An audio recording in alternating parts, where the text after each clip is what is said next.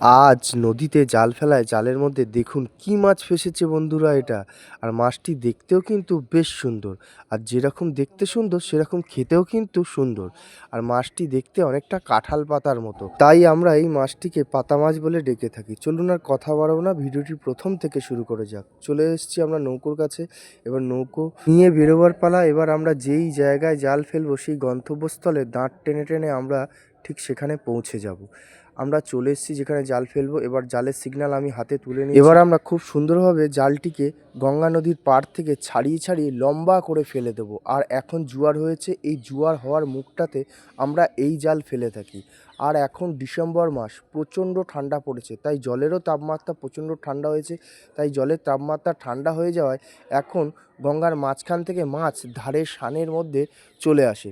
সেই জন্য সেই সমস্ত মাছ আমরা ধরার জন্যই আজকে গঙ্গা নদীর পাড় থেকে আমরা জাল খুব সুন্দরভাবে পেতে দিলে পারে জালের মধ্যে ভালোভাবে মাছ জড়িয়ে যেতে পারে। সেই জন্য আমরা খুব যত্ন সহকারে জালটিকে পেতে দেওয়ার কাজ করি। আর ভিডিও যদি ভালো লেগে থাকে একটি লাইক, একটি কমেন্ট, একটি শেয়ার করে দেবেন। আপনার একটি শেয়ারের মাধ্যমে যারা মাছ ধরায় আগ্রহী তাদের কাছে যেন ভিডিওটি পৌঁছে যেতে পারে। আর চ্যানেলে যারা নতুন তারা অবশ্যই চ্যানেলটিকে ফলো আর সাবস্ক্রাইব করে দেবেন প্রত্যেক দিনের গঙ্গা নদীর জ্যান্ত জ্যান্ত লোভনীয় মাছ শিকারের ভিডিও দেখতে হলে।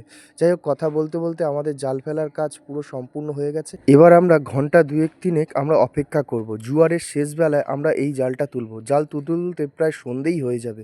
তখন আমরা জালটা তুলব আর জালে কী কী মাছ পড়ছে না পড়ছে সম্পূর্ণটা আপনাদের সাথে শেয়ার করব। এখন জাল তোলার সময় হয়ে গেছে, আমরা জালটাকে খুব সুন্দরভাবে তুলে নেওয়ার কাজ করব। ঠাকুরের নাম এবং আপনাদের আশীর্বাদ মাথায় নিয়ে আমরা জাল তোলার কাজ শুরু করে দিয়েছি। দেখা যাক আজ আমরা কি মাছ সংগ্রহ করতে পারি। আস্তে আস্তে জালটা খুব সুন্দরভাবে ছাড়িয়ে ছাড়িয়ে আমরা তুলব। জালটা খুব সুন্দরভাবে ছাড়ালে পরবর্তীকালে আমরা জালটা আবার সুন্দরভাবে পাততে পারবো। সেই কারণেই আমরা জালটাকে খুব সুন্দরভাবে তোলার কাজ করব। প্রায় অনেকক্ষণই হয়ে গেছে জাল তোলার কাজ শুরু করেছি, এখনও একটা মাছও আমরা জালের মধ্যে পাইনি। যাই হোক, দেখা যাক কি কি মাছ পাওয়া যায়। এবার এই ইটগুলো আমরা খুব সুন্দরভাবে সাজিয়ে রাখবো। বলতে না বলতে জালের মধ্যে দেখুন একটি জ্যান্ত পাতা মাছ লেগে গেছে। আর এই মাছটা দেখতে যতটা সুন্দর তেমন খেতেও ততটা সুন্দর। এই মাছটা দেখতে অনেকটা কাঁঠাল পাতার মতো, তাই জন্য আমরা এই মাছটিকে পাতা মাছ বলে ডেকে থাকি। আর আপনারা এই মাছটিকে কী বলে ডেকে থাকেন আপনারা অবশ্যই কমেন্ট সেকশানে জানাবেন। আর ভিডিও কারা কোথা থেকে দেখলেন অবশ্যই কমেন্ট করে জানাবেন, যাতে করে আপনাদের পরবর্তী ভিডিওতে আমি সকলকে ধন্যবাদ জানাতে পারি। ভালো থাকবেন, সুস্থ থাকবেন। দেখা হচ্ছে পরবর্তী কোনো এক মাছ ধরার ভিডিও নিয়ে। আজ তবে আসি, টাটা।